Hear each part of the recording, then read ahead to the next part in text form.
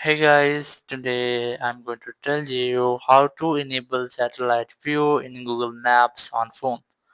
If you're using any phone and you want to enable satellite view on your Google Maps, let's see how can you do this. Just open your Google Maps apps and here you must have to tap on this layer icon, then tap on satellite to enter satellite view just like that. Here you can easily get satellite view on your Google Maps. Now, if you want to open satellite view every time when you open Google Maps, you must have to tap on this profile icon and here just tap on settings. Now scroll down and you will get the setting of start maps in satellite view. Just enable that setting.